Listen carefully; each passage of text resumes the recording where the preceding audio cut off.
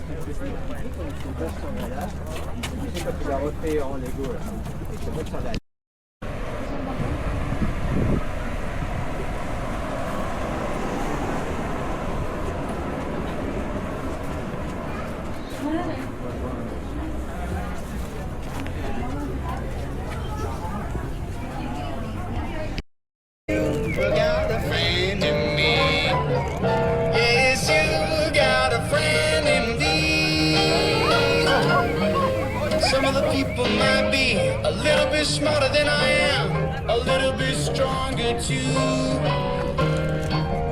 but none of them will ever love you the way that I do. Just me and you, boy. And as the years go by, our friendship will never die. You're gonna see it's our destiny. Got a friend in me. Yes, yes, you got a friend in me. Come on.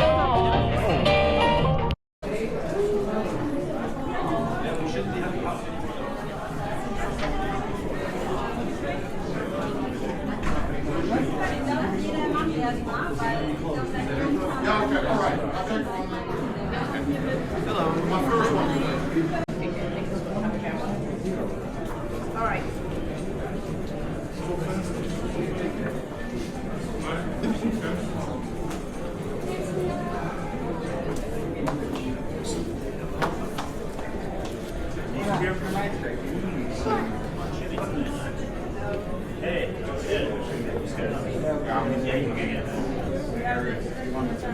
All right.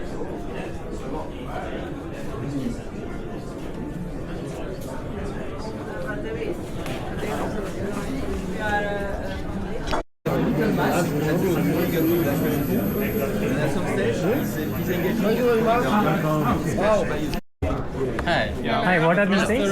This is the thruster. This is a plasma thruster. Okay. And this is the control unit, the PPU. So what it does, this is the full hardware. This one controls all the voltage. It goes to ignite the thruster itself. This thruster is a T5 model, and it was already used. Well, not this one, but this is the same model. This is a spare part that it went to Gotcha mission. Gotcha mission was a mission launched in 2009, right? In order to characterize the more accurate how is the gravity in all the points in several points of the Earth, but with much more accuracy. Normally we use this kind of also breathing giants also for extraplanetary missions. More than that, right now the one that is over there, the big one, it's already have been used to go to Mercury. It was in a mission Pepe Columbus. Well, right now there is one satellite that it has 4 of them. That it is right now is near Mercury, but it will be getting in orbit at the end of next year. Cool. So basically the fuel is just electricity. No, the fuel also is gas. Normally, in order to generate the plasma itself, the plasma are the gas are neutral atoms, but the plasma are electrical charge. Yeah. So we need a gas in order to do that, and the most efficient one is xenon. Okay. So we use xenon gas normally because it's the most efficient one. Yeah, and then you hit the electrons with a certain So basically this is more efficient than just burning fuel. Much more efficient. Like 10 times more efficient. Yeah, that's why you do it. Yeah. But the thrust what we can produce is much lower than the... Yeah, so you use this mostly when the aircraft is already in space, Yeah, exactly. Okay, it's not strong enough to take something out of orbit, basically. Sure enough. that's and here in Nestec we test this kinds of How you can see how it's producing some force on this paper here. And there is no fan in it, but Yeah. you can make air. So is it literally a stream of ions? What is it? Yes. And that is field. And we put a high voltage, that means a high field, electrical field. It ionizes some atoms, and the ions will be accelerated also by the field, and they come out with a high velocity. That means a fan without the fan. That is the flyby of the Pepe Columbus. In the Mercury. Yeah. That was wrong.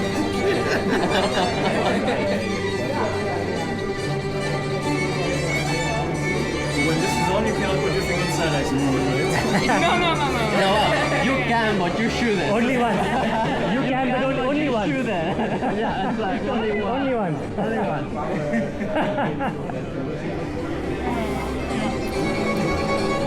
Thermal division, so temperature control of the satellite, we need to make sure that it will stay not too warm, not too cold during the mission.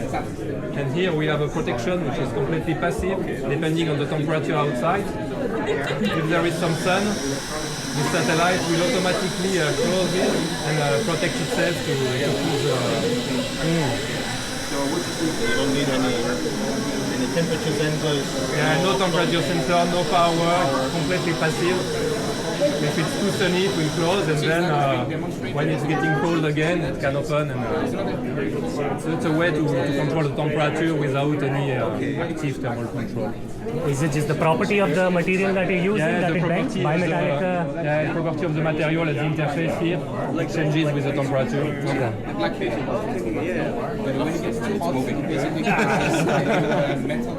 Because there's essentially no electricity involved in this. Exactly. Yeah, this is the main advantage. No electricity, so less risk of failure. You don't need power because power is limited inside the satellite. So if you can control passively. How long does it last? Does it break eventually? Disqualified not to break. So before implementing on a real satellite, we need to make sure that it can survive to many movements. And, For how many years? For this mission exactly, I don't know, but usually it's qualified for 7 or 10 years. Or so. Yeah. You have to make sure that it will move during 7 years or 10 years. But it's also in space, so there's no air friction or anything, right? Slowing it down, so it probably lasts. But you can still have micrometeoroids damaging the mechanism, or you can have radiation that affect the properties of the material. So still many things can happen in flight. But Yeah. Beneath it, there's some cooling system. This was for testing on ground, so it's a way to control the temperature and You can put some one water and then you basically see it simultaneously. Just for demonstration. In space we use something like that to transport heat. So it's called a heat pipe. Okay? So you can mount like electronic equipment on this heat pipe. And you can transport the heat somewhere else in the spacecraft where you can reject it. So this is used quite commonly. They're closed encapsulated pipes. They're closed under pressure as well. And there's a liquid inside. So on the hot side, where the liquid is already good conductor, right? And when you transport heat with copper, it works, but it takes some time as well, right? I mean, it's different. But when you use a heat pipe, you always have to. So this is a heat pipe, a small one. It's exactly like that. Yeah. And if you just as an example how it looks with the heat pipe, it's basically it's immediately much more efficient than much more efficient. It's already warm here, so you can touch. The same structure as Exactly. It's like a small demonstrator just to visualize what's the benefit of that, because you saw the difference. So we can put this one again. This is the copper one.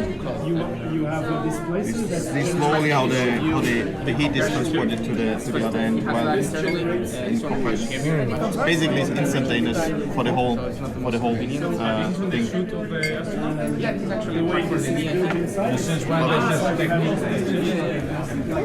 In the 60s or 70s, Nowadays they're very common also in laptops, for example, because you don't smartphones as well, so they're really literally everywhere. Where you need to transport the heat somewhere else, where you can, for a laptop would be where the airflow is basically good, where you get some ventilation. Yeah, but no fluids in the laptop. This is run by fluids. Also fluids, so they have vapor chambers also in smartphones now. You have. Exactly. Small pressure.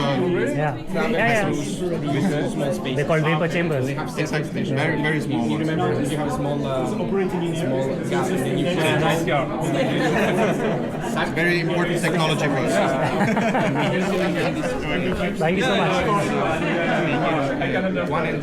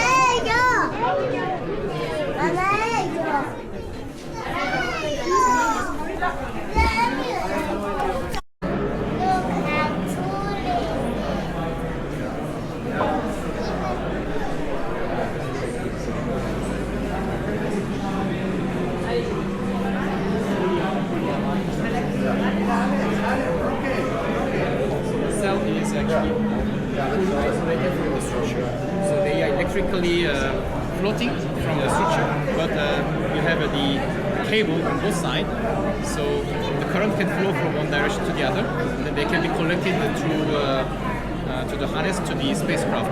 Then you can actually control the power with the we call actually PCBU, power control and the distribution unit. and then they can actually deliver the current power to different instruments in the spacecraft, depending on the requirement. And also, if we are generating enough power, then the excess amount of power can be stored into the battery. So these are all controlled by the PCU.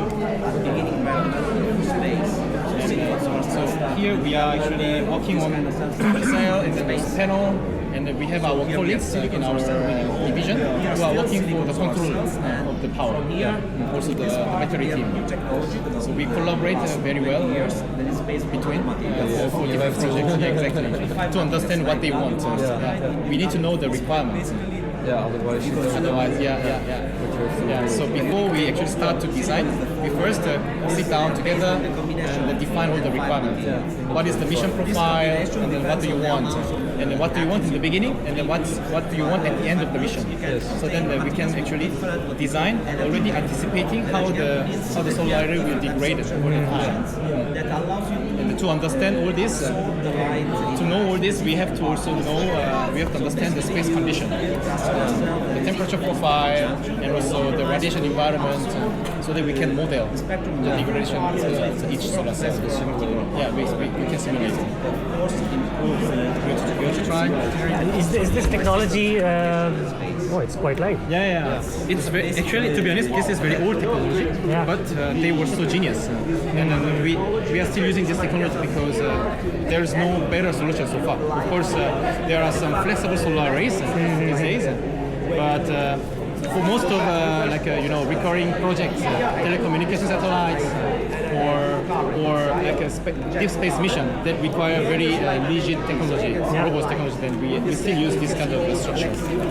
Because technology-wise, is it the same as what the solar panels you have on the top of the roofs, or is it like completely different material? It's quite different. Yeah. I think on the roof for the terrestrial application, they don't use this kind of honeycomb structure. They don't need it. They are very heavy. I think they use just aluminum plate. And also even the cover glass that is used for the space solar cell is different from the one from the roof. They should be radiation hardened, and also UV resistance. So they use different types of material. I think it's cesium cover glass. Things happen here, so there are. And I think in usual terrestrial application is borosilica. This quite a lot different.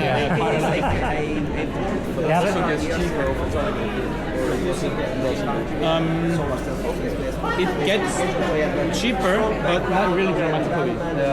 The main cost driver is actually the engineering and then also the testing. The R&D basically behind it as well. The qualification. Because we need to, at every project, the limitation is they all have different requirements. So every time there is some deviation, then sometimes you need to do the full qualifications. You need to qualify the technology of the cell, and also the interconnector of the cell, and also the type of the harness that you use, usually of the order design. Hundreds of microns. And these are built on this substrate. It is an But when it comes to recurring telecommunication projects, for example, like a constellation, they launch 3,000 satellites. In that case, it's cheaper, exactly. The cost is actually also, a lot of times you see the technology that's used in space, after like 20 years it comes into consumer space, and then it drastically becomes cheaper because they are mass production. That was the case with the silicon solar cell. The silicon cell was initially used for the space, but then they saw the potential to be applied in the terrestrial application. Silicon technology is now quite mature, so it's very easy to mass produce. But the 3.5, it's still quite complicated to really increase the capacity to scale up. You need to have a dedicated chamber. We call it actually MOCVD. It's actually molecule oxide is the CVD chamber. So you have an atomic force the chamber.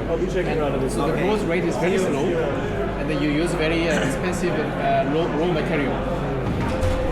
So the yield is also low, and also the production capacity in Europe. What is the production capacity of the cell? Solar cells. It's like a megawatts. The order of megawatts. Order of megawatts. Yes. It's not too much, unfortunately, but the problem is that for a company it's a risk to invest because the market is not constant. There are peaks in this period. There is high demand, but the company says, should I invest or not?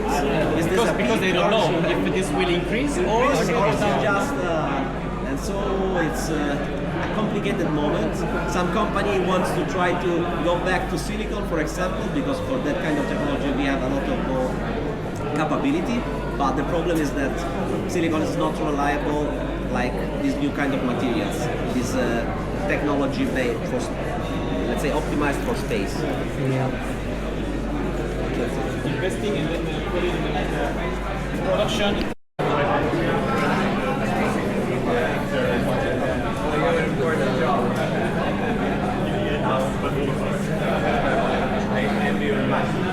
I am a lawyer, but I like space and read telescopes and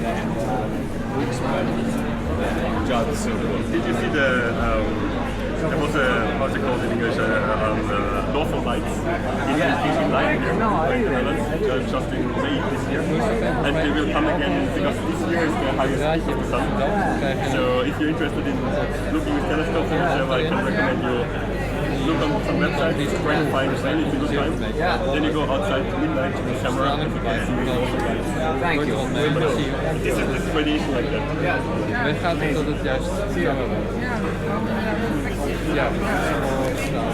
Okay.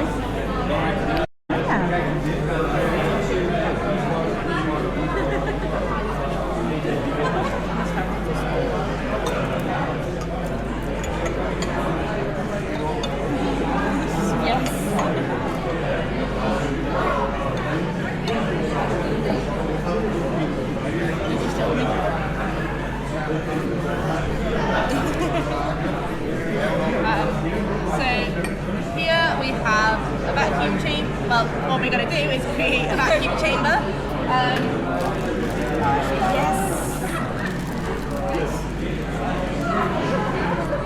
So when we go up into space and we leave the Earth's atmosphere, we go into vacuum. We don't have the atmosphere to protect us anymore. So what we have here is we have some warm water with a temperature sensor in it. So you can see this temperature is about 40 degrees. And what we're going to do, we're going to turn on this pump and we're going to suck all the air out of this chamber. Great.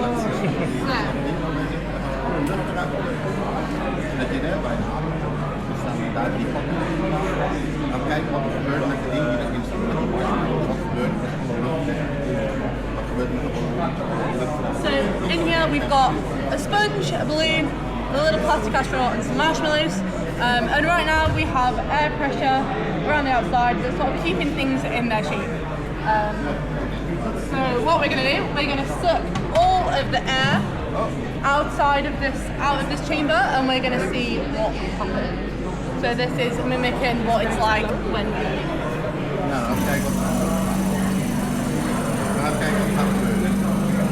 Oh, they're swelling up. Yes. Oh, they're all swelling. Yes.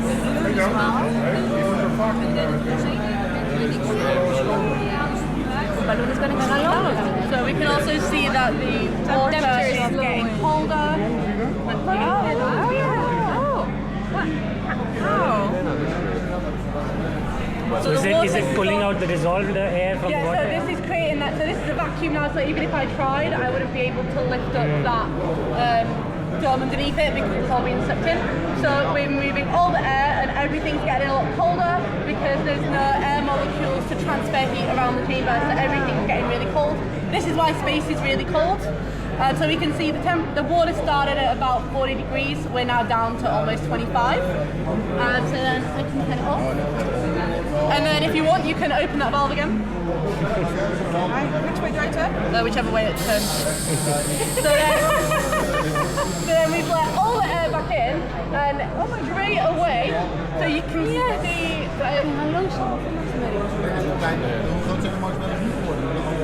So already this is going to be quite tricky to get up because we've got the. So we can see that the marshmallows are actually a lot smaller, a lot smaller than they were before, and this is because when we let all the air back into this dome, all the air just went and it squashed everything. So we can see before the marshmallows looked like that, and now they look like that. And this is irreversible. I will never be able to get the marshmallow back to that. Even if I put it back in the vacuum, it'll expand again. But as soon as I repressurize it, it's going to be like that. And these marshmallows are fine to eat. Go ahead. They're not big and fun, but they do taste like space. They taste like space. Oh my god. Yeah. Space. So as you can see, the sponge grew and went back to its original shape. So SpongeBob would be fine. The balloon as well. The balloon's got quite small now. But yeah, and our little astronaut, nothing happened to him because this is a solid, there's no air in this to expand. And this is why spacesuits are really important, because if we go out into the vacuum and we don't have spacesuits on, we're going to end up like the marshmallow. We're going to be human jelly, which isn't. I'd rather not. Thank you. Save mass. Research in advanced bicycle. Carbon fiber with epoxy resin, for instance, is used for having a very light structure. And this is what we use for spacecraft, which is very light and very strong. But this one is something more. It has some sensors inside that are able to measure the strain and the temperature. You can see, for instance, these are strains that when I touch, it's actually monitoring. And also when I heat it, it's measuring the heat. Another question. The material itself, we have looked information. Large 3D printed moon block. It's not actually moon dust, but it's something that we retrieve here on Earth that is fairly close to what you would find on the moon. And the thing is that we want to, when we go to the moon eventually, we want to have shelters for the astronauts to shield them from radiation, the vacuum and the temperature. And that's why we want to manufacture structures like this on the moon. So this is a concept that we've done here on Earth with them. Huge 3D printers. Because with 3D printing you can manufacture these small structures. You can feel them if you want. They're super light. But you can also manufacture big structures like this. So it's a low technology readiness activity for sure. And what's this material? This is it's an aluminium. It's an aluminium alloy. Yeah, aluminium silica alloy. Very light already, but with the grid, it's very light. Yeah. And this is basically some sort of concrete. Yeah, it's Sorel concrete. So it's magnesium oxide reacting with magnesium chloride. So it's a chemical process. You have the glue that reacts and binds the fibers together. So the idea is basically to take the raw material from the moon itself, so mine it. That's the idea. If this would be realized now, we would have to bring the ink to the moon, which is a bit defeats the purpose. Yeah, exactly. But eventually, you might end up with concepts. You know, if you use the solar radiation, you chemicalize that. You can sinter, you fuse the material, the moon regularly together instead. That's concepts that we work on as well. So we'll see what the future will tell. But this clump of material we managed to manufacture at least on Earth. So it's a beginning. It's a beginning to something. Looks impressive, yes. Thank you so much. No, cheers. Have a nice day.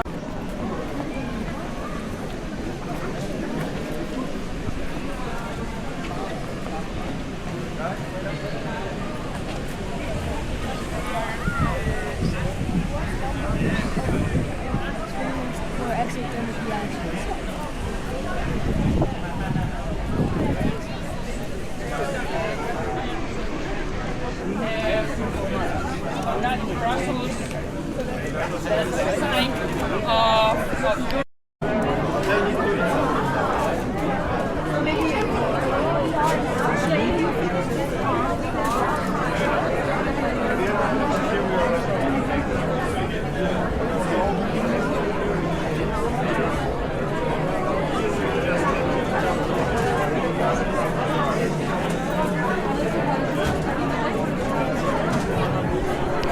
So sorry, can we remind me use case? Yes,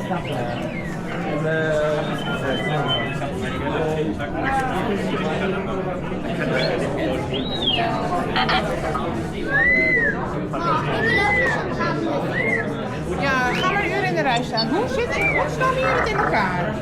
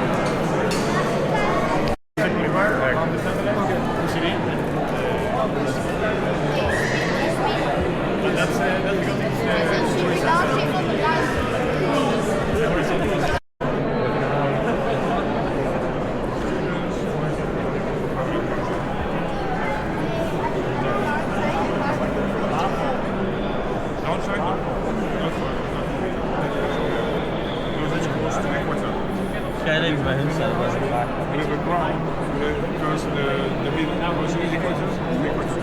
We don't have many countries. Luckily, France has a territory which is very on the equator. So this is why we are launching.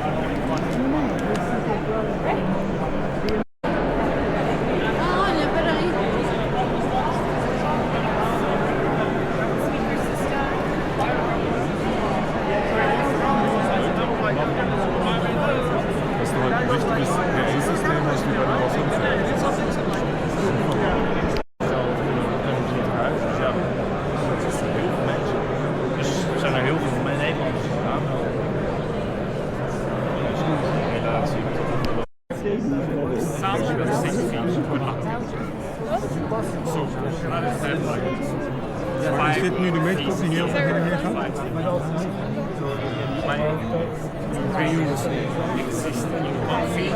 En nu niet tussen.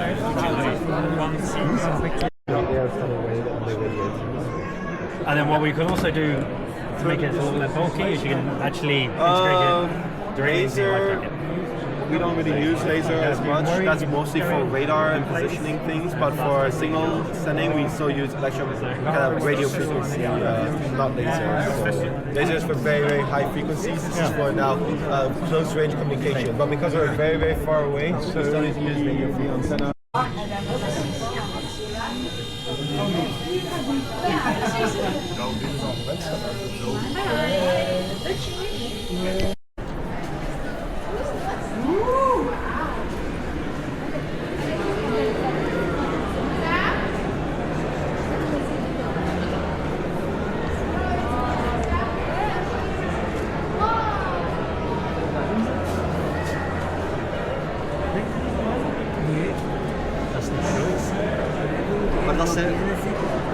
Ja, maar ze kunnen ook nog doen.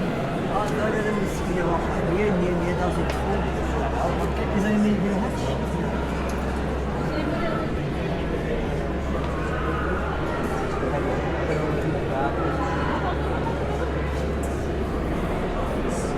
This is a reference to this. Yeah, definitely some sort of. It says do not touch. The first thing I want to do is touch it. I already did that before seeing the sign. It should be somewhere here. Oh yeah, I haven't seen it yet.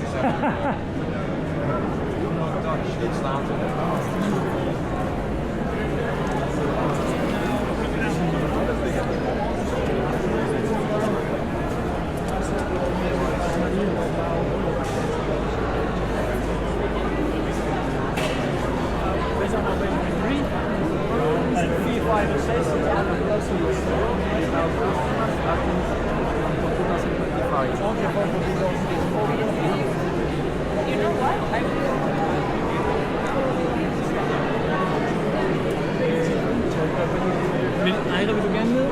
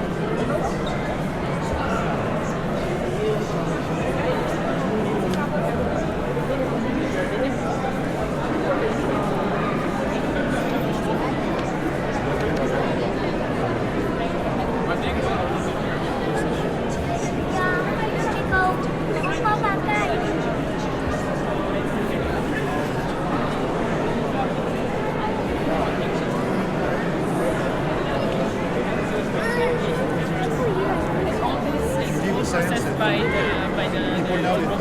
Can I export this? from this, it's like, okay, this is safe, this is not safe, it has requirements, it does this, it's like this is your way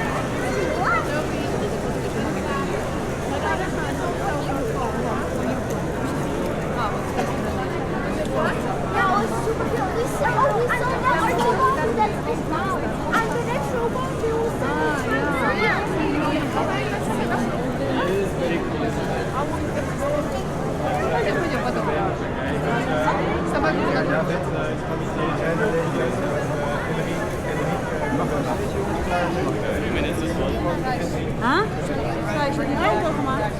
Nee.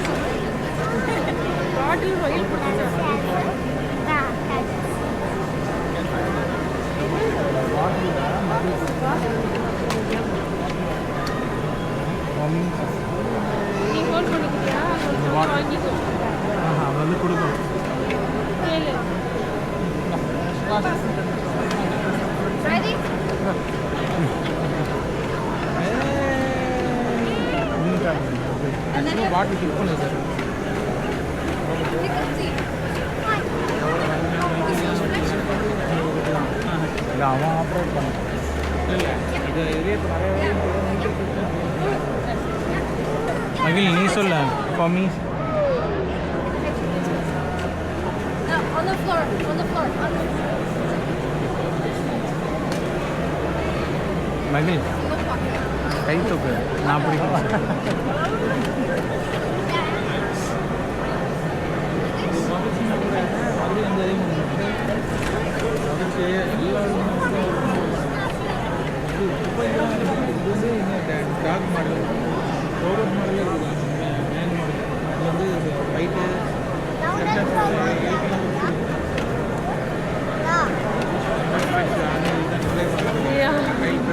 ಕೈ ನೀಟ್ಟಿವ್ಯಾ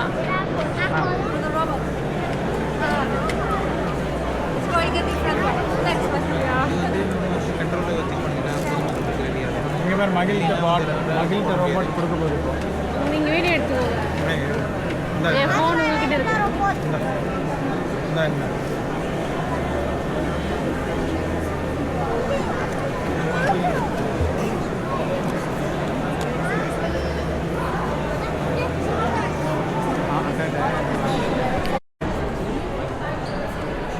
Je sais pas, faut demander à Jérémy. Ouais, on va regarder.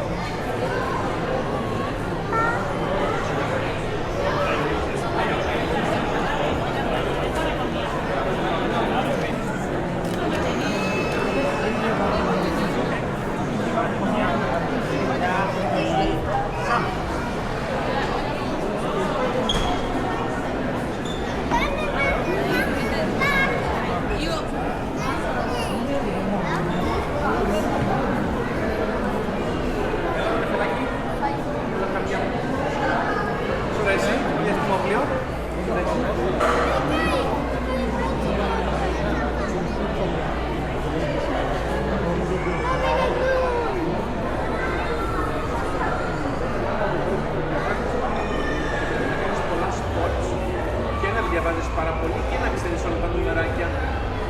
Θα τα καταφέρεις, πιστεύεις?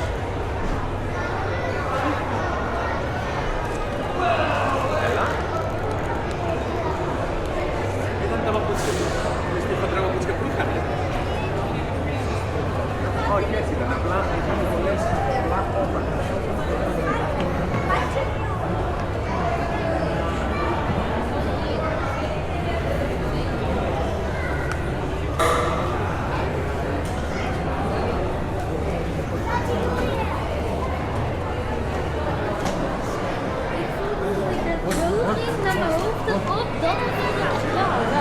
De grafica. Zwaartekracht.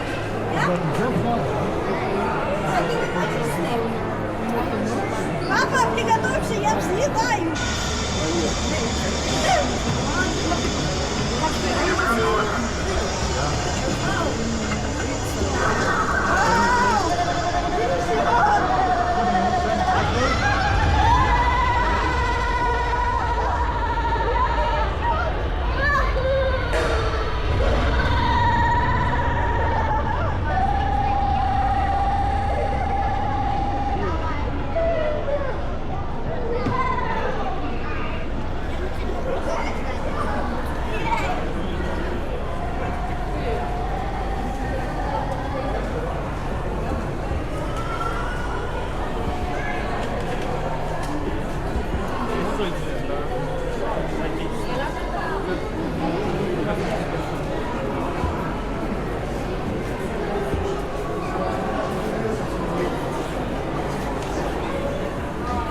And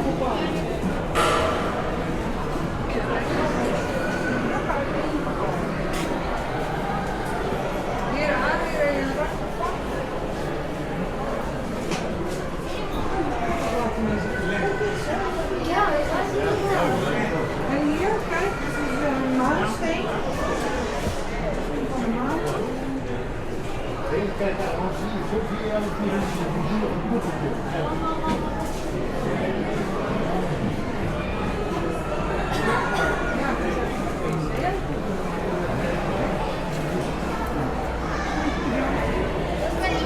Questo è sempre aperto al pubblico. Questa è sempre per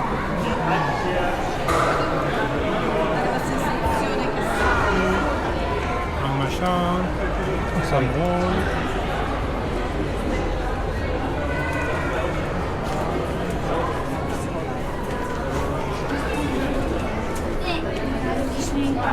Está uzaya göndermemiz.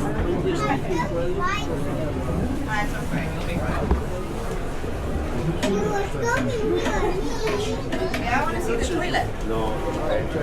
You want to see the what? Toilet.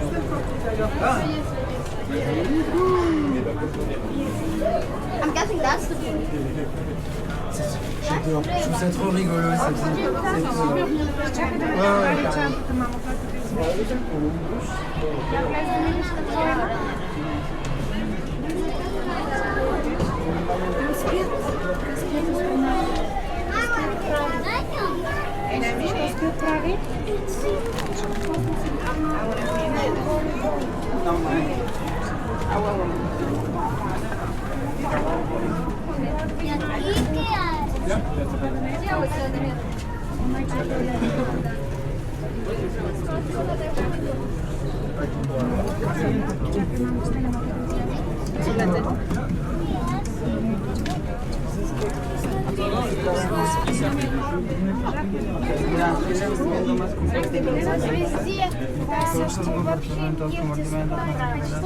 Aquí dice cerrar. Abrir, pues. Todos son compartimentos. Zbierasz miejsce na koło gulamu z trochę gulamu. Na всичко на място, което има. Така изглежда.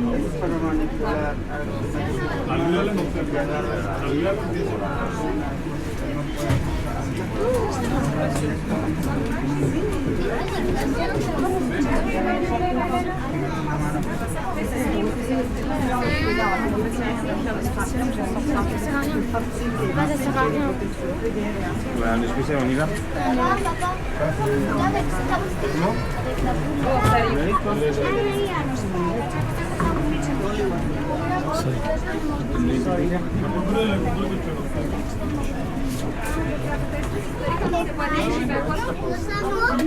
Și e foarte cald. Hai să plecăm înapoi, că e foarte cald. Mami, se pare că nu e nimic de văzut doar... Nu, e foarte cald pentru că suntem noi foarte mulți oameni. Și nu e nimic, doar acolo în capul.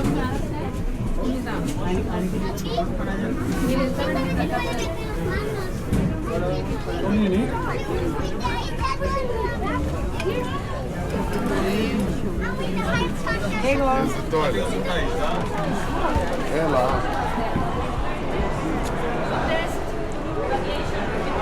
Ah, ok.